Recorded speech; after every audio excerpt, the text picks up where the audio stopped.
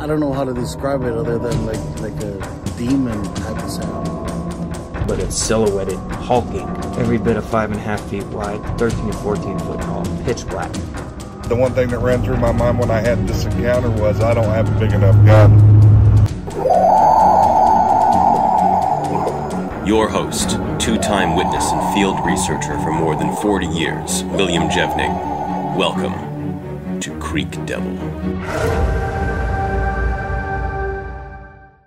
Hello everyone, welcome to Bigfoot in History.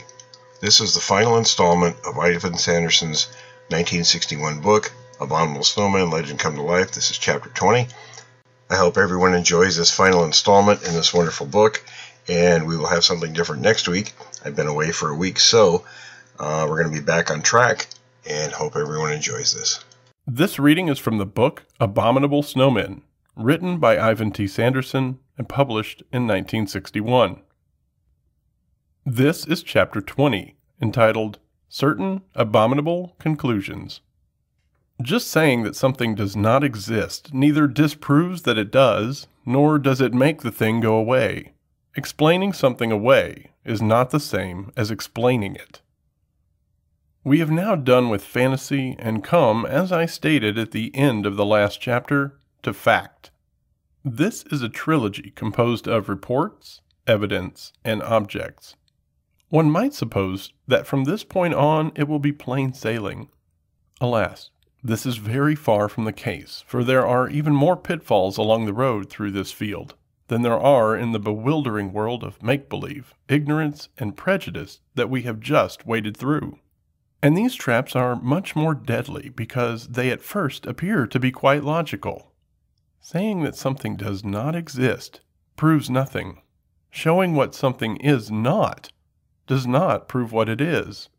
Even proving what a thing is does not exclude the possibility of the existence of other things. Then there are the old saws about having not gone to China and thereby proving statistically that China does not exist, and the corollary, that Tibet is China because you can prove that it is not any other country. A full understanding of such matters, and of paralogic in all its forms, is essential to a proper understanding of our problem, because it rules not only in that negative world of skepticism which we have just been through, but is also very prevalent in the positive world into which we are now going to plunge. This is the realm of newsmen, policemen, and lawyers, and ABSMs at this time are still a police job. Policemen are true experts in the processes of paralogic, and in the classification, behavior, and ecology of its exponents. They are also specialists in the study of another terrifying breed, that of witnesses. It is logical to suppose that the only way to solve a crime is to catch the culprit, but this is not the final answer to such a problem. Still less is it the only solution that is possible of any crime.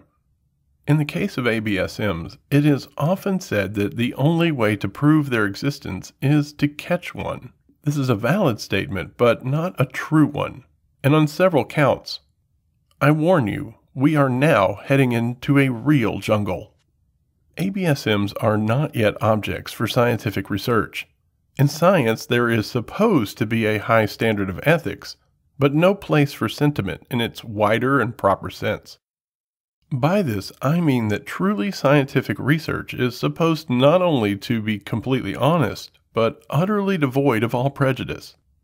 It is concerned solely with facts, and in it there is supposed to be no place for fancies, which is to say, credos.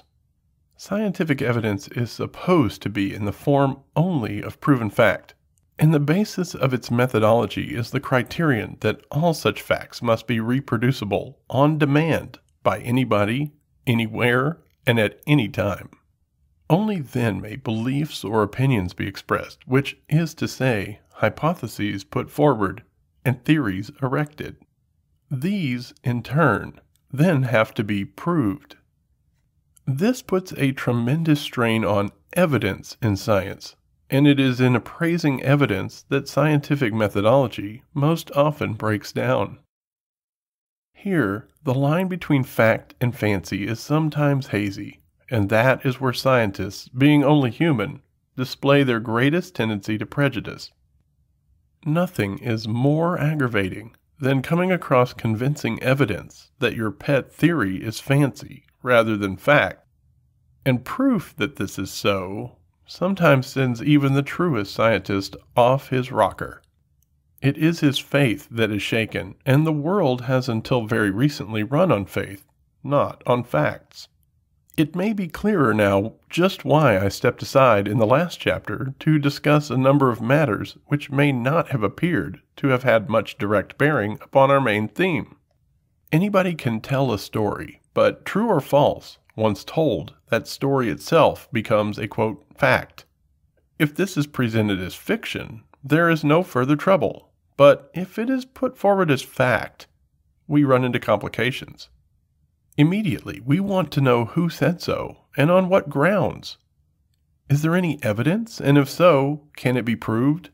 Which means, can it be reproduced, or, if it is a physical object, produced? And this raises the question, how do we go about appraising evidence once we have been informed of its existence? The ABSM reports, as given above in chapters 1 through 14, are claimed by all those who told them to be fact. But there are many who have stated that they are fancy, if not pure fantasy. Both opinions are permissible, but it is incumbent upon both parties to prove their case. And here we run into some pretty legalities in a realm quite outside that of scientific research. Because evidence, proof, and even physical objects turn out to be just as difficult and elusive as stories, and research through these channels cannot as yet be directed at the ABSMs themselves. We are still in the realm of search, and although this may be prosecuted in what is called a scientific manner, it is, as I say, primarily a police job, and one that should be run on crime detection lines. Further, analysis of evidence and appraisal of witnesses must be conducted by methods laid down by the legal profession. Otherwise, it will become bogged down in a morass of paralogic. Thus, there are two ways in which both the asserters and the deniers of ABSM stories can go about proving their contentions. Both can bring acceptable evidence to prove that they are right or that the other party is wrong. This may, in the latter case, sound like proof by default, but this is a very peculiar case and at present in a really unusual stage of prosecution. There is chicanery afoot on both sides and in both ways. Certain reports of ABSMs have been outright fakes, others pure mistakes, but so have certain of the attempted disproofs of them. We are dealing here not only with human credibility and fallibility, but with outright, quote, crime in the intellectual sense, in that paralogic has been deliberately employed by one party at least, namely the skeptics or deniers of the facts. The zoologists who took it upon themselves to act as spokesmen for established science as a whole introduced this at the outset. Having stated flatly that the whole thing was a lie, they put forward what they expected us to believe was evidence in the form of the, quote, China does not exist, end quote, bit. Their method was to collect as universal a poll as they could of zoologists and others who would affirm that such a thing as any ABSM was impossible, and they then proceeded to say that, since this opinion was unanimous and, in their opinion, nobody else was qualified to express any other opinion on the matter, it was impossible and therefore a lie. Balked in this when the other party furnished better evidence for ABSMs, they then applied the, quote, Tibet is China, end quote, proposition by amassing evidence that visible signs of ABSMs, and in particular the tracks in snow in the Himalayas, were not anything except those of bears, whereby, ergo, they were bears. But there they ran into the impasse described at the end of the last chapter. The proof of their paralogical, quote, evidence not only simply would not stand up, it turned out to be damning for their whole contention and opinion. Had the zoologists carefully followed scientific methodology instead of prejudice, and produced a valid case supported by acceptable and provable evidence, the business would have remained legitimately debatable. As it is, they did not do so, and what is more, they threw all their eggs in one basket, for they would not admit any possibility of any ABSM existing. Actually, this aided the search in many ways, most notably by virtually closing the matter to further debate. From then on, the entire onus of proof devolved upon them, the scientific skeptics, and today they are faced not only with disproving the existence of ABSMs and the validity of all the stories about them, plus the credibility of the persons who told them and the evidence they produced, but also at the same time they must prove their own position. All of this is more significant than the general public realizes, for it brings a lot else besides mere ABSMs into question. If the proponents of any discipline clearly demonstrate that they are unreliable, or worse, dishonest in their own specialty, their opinions and pronouncements in all others become suspect. If, moreover, their line is a closed bailiwick, is specialized, and is therefore incomprehensible to others, it becomes very highly suspect. How are we to know just what is going on? If zoologists can be so viciously obtuse about this subject, just how right are they about things they do claim to know? It is not a pleasant thought, and it casts aspersions on other disciplines. Anthropologists very sensibly kept mum about the whole ABSM business until a very late date. Whether ABSMs might be undiscovered human tribes, Tibetan outcasts, hermits, or some kind of animal, or whether they might be living remnants of otherwise extinct submen or subhominids, they refrained from stating. They let the zoologists bounce about out on their limb. But once the, quote, "now you can see for yourself it's only a bear or a monkey," end quote, story broke, they went to work quietly and without fanfare. This is not to say that either all anthropologists or the science as a whole, which is something quite different, immediately stood up and cheered for the, quote, pro side. Quite the contrary. Most of them made noises every bit as grouchy as the zoologists, and some of them became just as puerile, for it hit them too on a raw spot, and right in their own compound. Luckily for them, however, they had never said that such a thing was impossible, though this was not for any lack of thinking so. The idea was so completely unholy to them that they had never even considered the necessity for saying anything at all. Meanwhile, there were, luckily, those among their ranks who took a completely different and truly scientific view of the whole business. And it is primarily to these specialists that we turn for guidance in appraising the evidence that is produced by the honest searchers for the truth. The first thing we have to do in assessing the whole question of ABSMs is to make a clear distinction between, quote, reports and, quote, objects. Both are in their way facts, but the two are otherwise in altogether different categories. A report, whether written down or not, cannot really be proved. An object does not have to be proved, though it may need explanation. A great part of ABSMery is regrettably reportorial in nature. Its most outstanding defect is our lack of ability to assess the validity of these reports, let alone their contents. There are lots of reports floating around, some even in very solid print, the mere origin of which cannot be discovered. Nor is this all. There are some most definite statements that have been copied over and over in recent times, the origin of which apparently cannot be traced. In this respect, I should mention the widely known report attributed to, quote, a famous British explorer named Hugh Knight, end quote, which is almost a linchpin in the whole Himalayan ABSM story. This is a classic and has been repeated in almost every article on the subject for years, yet I have to state flatly that, despite long probing, I have been completely unable to find the original statement. Or, what is more, have any of us who are sincerely interested in this matter ever been able to ascertain whether anybody named Hugh Knight ever really existed? In other words, we have not only to question, probe, and assess the reporters, but also those who report on reporters. And there is often no real way to assess either of them. The most we can hope for is some assurance that a person was considered to be reliable. But this term has a very wide connotation. The most upright people tell outright lies on occasion, sometimes deliberately and with the best intentions, as in intelligence work. While anybody can go mad or even be mad, though the fact is never known.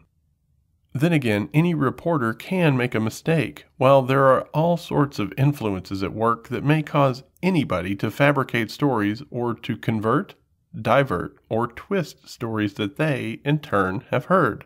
The whole business is, in fact, more than a psychological jungle. However, there is one thing that can be done with, quote, reports. This is to subject them, when you have enough of them, to various statistical analyses.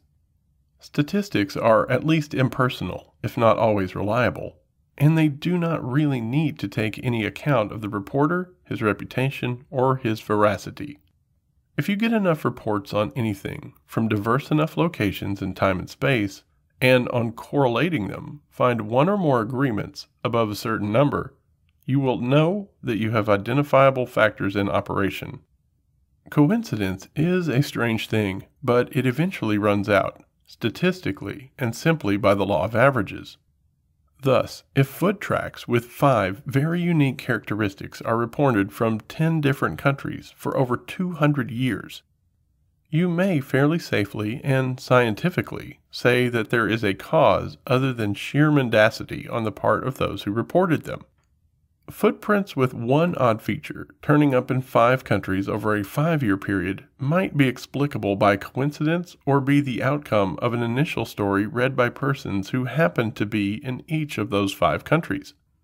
Foot tracks with 5 oddities spread over 50 countries in over 500 years is another matter altogether. The assessment of the reports on ABSMs is not of itself so significant. Rather, it is the remarkable similarities in certain circumstances or in certain areas, vegetational provinces for instance, and throughout time, that are so. Somewhat similarly, our approach to folk tales has changed considerably during the past century. From being regarded almost as historical record, their value first dropped not only to nil, but beyond, into the realm of the misleading. Then it started to mount again to a position of esteem, and today there is a tendency to take folklore under very serious consideration, for a great deal of it has proved on proper analysis, and in light of new methods of interpretation, to be valid history, simply expressed in another format, or upon a logic other than our Western, currently accepted one. The ancients did not, and living primitive peoples do not subscribe to our ways of thinking. They simply have not developed them, but they nevertheless attempted and still attempt to record facts. For instance, the migration of swallows was once, quote, explained in northern lands by asserting that they all went down to the bottoms of ponds and slept in the mud during the winter. Today, we know this to be nonsense, but the fact that they all went away in the fall and that they later return remains true and has been proved.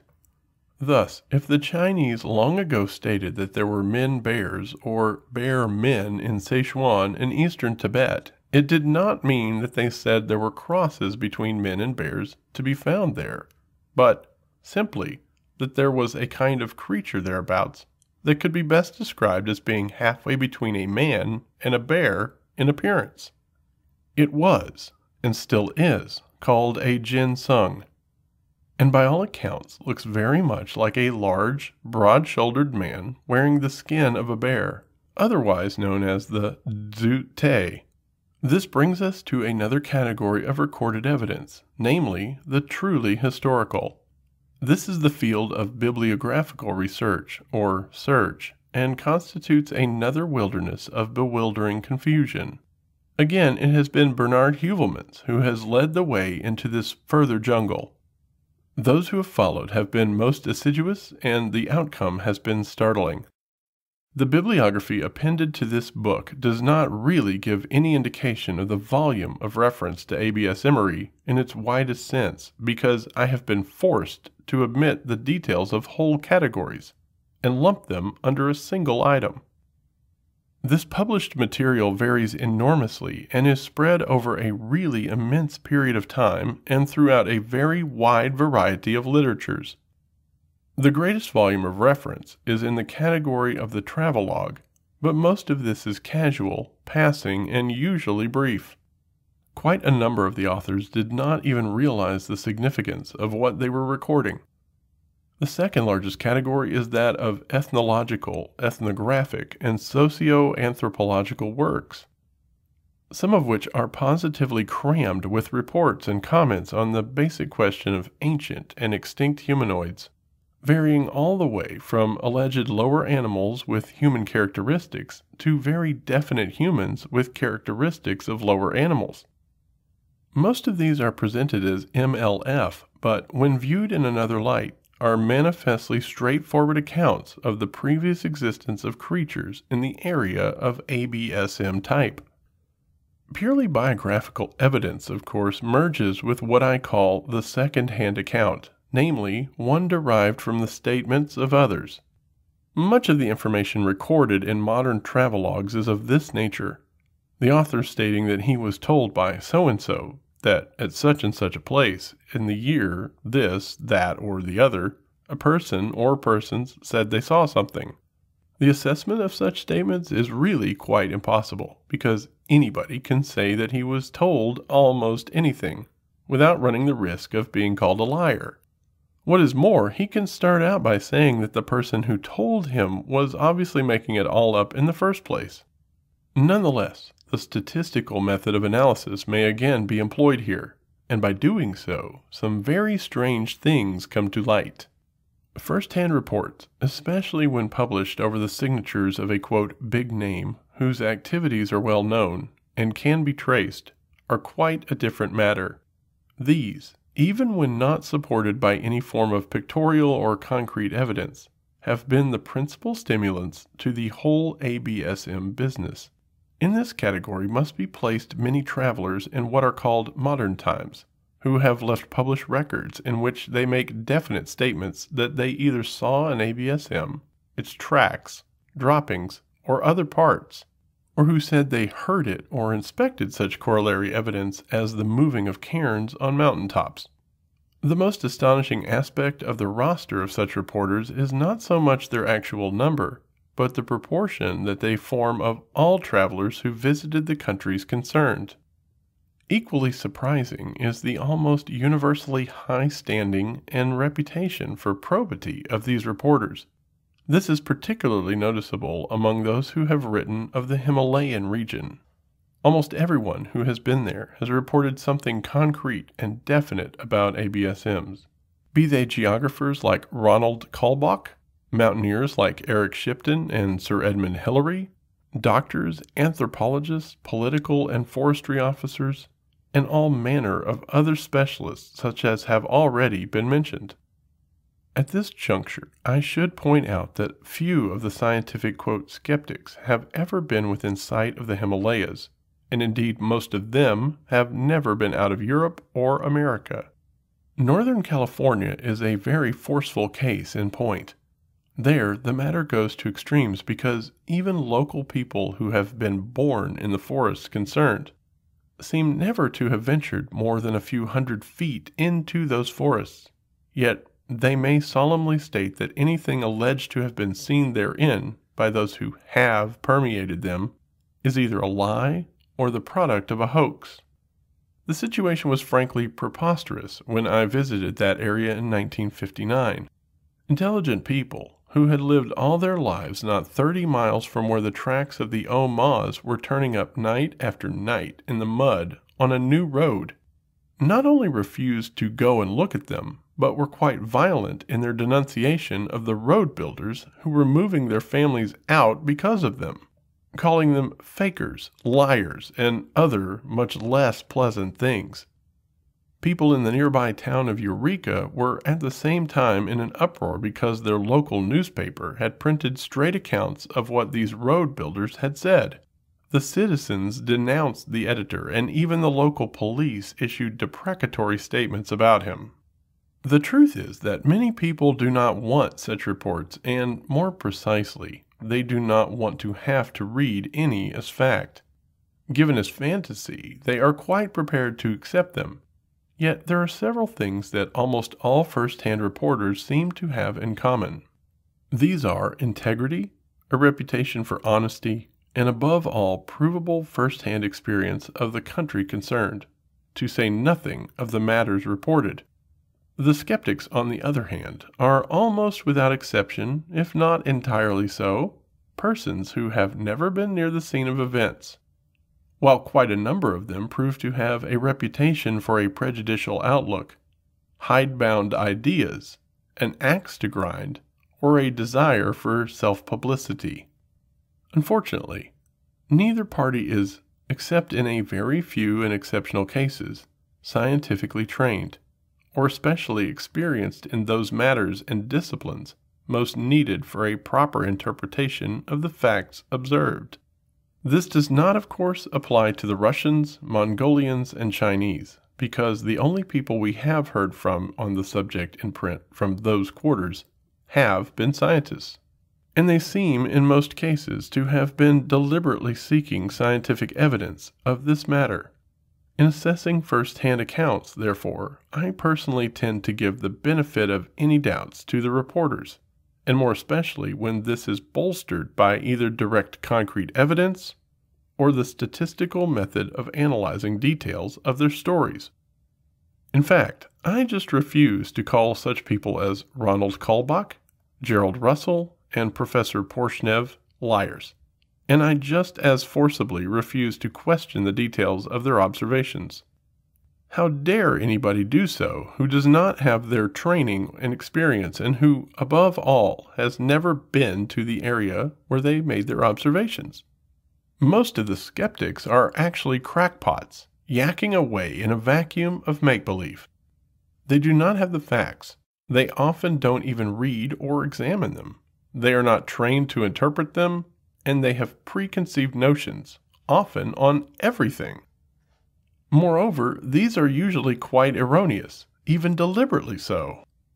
This ends my reportorial contribution to the subject of ABS Emery, but I find that I have a few pages left over. I shall therefore employ these for some comment and even some opinions. I am constantly, and quite legitimately, asked what I personally make of all this. Frankly, I welcome an opportunity to reply, and perhaps to sound off a little.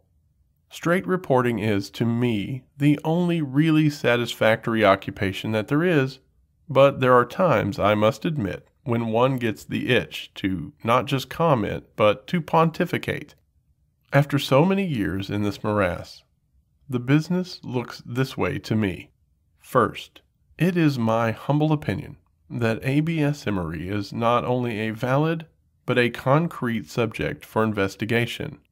Unlike such wholly unsubstantial things as, say, poltergeists, or even such unapproachable ones as UFOs, they have always seemed to me to be not only quite possible, but extremely probable. In fact, the longer I live, the more I read, and particularly the farther I travel, the more convinced I become that they do exist. However, I have a strong personal feeling that they, as a whole or as an item of existence, have been not only grossly misunderstood, but misinterpreted. My central belief is in a way just like that of the skeptics, to wit, that there is really nothing odd about this whole business. In this, however, my reasons for such an attitude are almost diametrically opposite to those of said skeptics. They say that there is, quote, no problem, because all the tracks are made by bears and other known animals. I, on the other hand, would affirm that there is no problem because we have ample evidence of all manner of sub-men and sub-hominids in the past. have living examples of many primitive humans still in existence, and still know very little of a major part of the surface of our planet.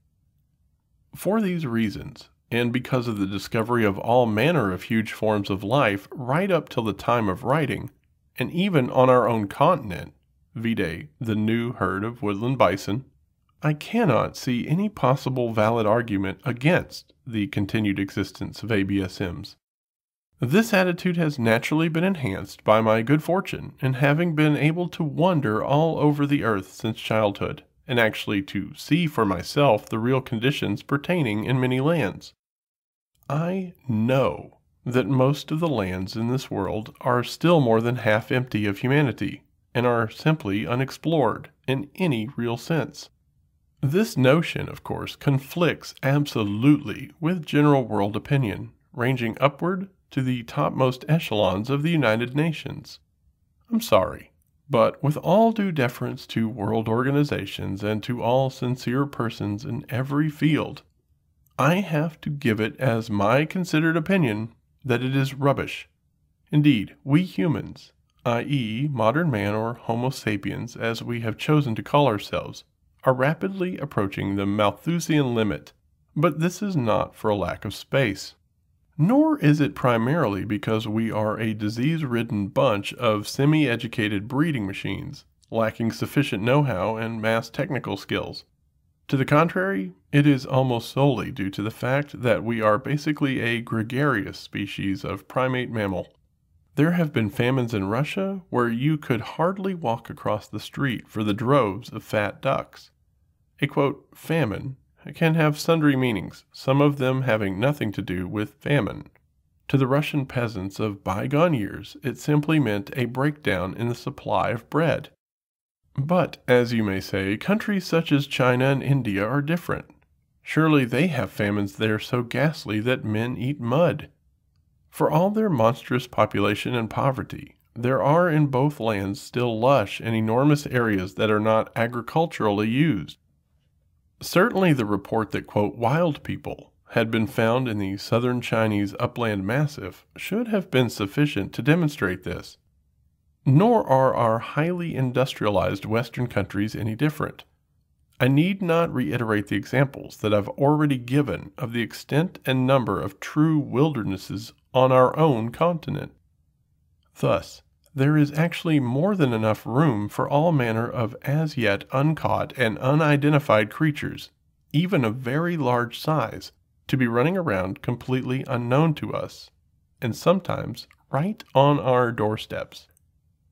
Proof of this contention need not be sought beyond the case histories aforementioned of the okapi, the Lado enclave, quote, white rhino, or Cotton's Ceratotheri, the cupre, and the woodland bison. Therefore, the possibility of even a dozen kinds of ABSMs being around, and in not inconsiderable quantities, is not impossible. It is quite probable. Personally, I think that it is a certainty. And from my half a lifetime of studies in nature and operation, and especially of the distribution of her life forms, I believe that it is almost necessary in order to fill all her niches, something, it seems, she must always do. By the same token, and at the same time harking back to a previous statement, I feel that the whole business of ABSMery has been misinterpreted even by zoologists and anthropologists, in that both continue to subscribe to some unwritten and invalid set of rules that grew up sometime in the last century about what can and cannot be, plus what is and what isn't. Actually, if you come to review what is known and accepted about the rarer, odder, more obscure and unknown races of people that do still exist today, you will find that they are really legion and that we already have pretty fair candidates for not a few of the smaller ABSMs. Where we are to draw a line between these primitives and outright relic races of submen and subhominids, I have not the slightest idea. Personally, I cannot draw any such line, and I don't know upon what criteria to try and do so. My notion is that if only we could all clear our minds of our many preconceived ideas about what is possible and what isn't, and then take a hard look at what we know is, we would find that there is really no, quote, problem here. We are dealing with hominids, ranging all the way from modern men who don't wash much to, maybe, creatures so primitive that they have never known speech, fire, or even tools. Nobody any longer denies that such creatures once existed, and nobody denies that gorillas, chimps, and mias still exist, though we class them as altogether more primitive than hominids. If the latter have survived, why not the former? More especially when those former undoubtedly had at least the glimmerings of what we call coordinated, quote, intelligence, as well as purely animal wits, or instincts. Thus, my answer, and I do not mind how far out on however slim a limb I go in saying this, is that I think there are at least 3 main types of ultra-primitive men, and or sub-men, and or sub-hominids, still alive today. These I would say are, first, sundry pygmy types of very near-human or completely human composition. Second, some remaining Neanderthaler types in eastern Eurasia. And third, some very primitive and large creatures almost absolutely without any, quote, culture in any sense of that term, in northwestern, North, and Central America, perhaps in South America, the eastern Sino-Tibetan uplands, and in Indochina. Then I am even more sure that there still remains something else. This is the great, bestial, Métis, the unwitting originator of the whole business, the original, quote, abominable snowmen, end quote, and the most mysterious, though best known of all. As I have said repeatedly, I don't know any more than anybody else what this might be, but I'll bet not just the proverbial dollars, but any gold bars I might acquire to stale donuts, that it exists, and over a very wide area. From what has been reported about it, and even more from an analysis of its tracks and footprints, it is my conviction that it is the remnant of a most ancient side branch of both our own and the apes' family tree, and more likely from the twig of the apes than from our lot. I have not by any means said all that I could say, and I have really reported only a small part of what I might on this matter, while my files keep growing even as I write, but I shall say no more. My personal opinions probably will not, and certainly should not, influence those of others. I have tried to give all the facts possible within the compass of a book, and all I ask now is that you draw your own conclusions. This concludes the reading of Chapter 20.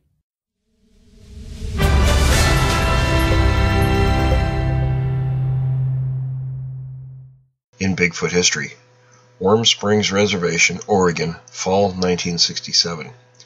Clyde Staley, Portland, told John Furman that a road contractor had told him giant human-like tracks had been seen near Trout Lake and photographed by a deputy from the sheriff's office on the reservation. John called at the deputy's home and was told by his wife that she had heard about the tracks and also of a trailer being violently shoved. However, the sheriff did not answer John's letter.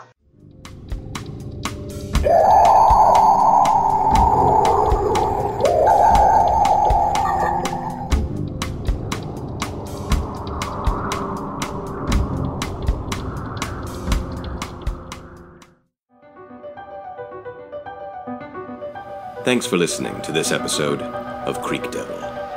If you or anyone you know has had an encounter with these creatures, please contact us at williamjevning@yahoo.com. That's William, Jevning @yahoo.com. All communication is confidential. Join us for another program next week. And until then, keep your eyes open out there.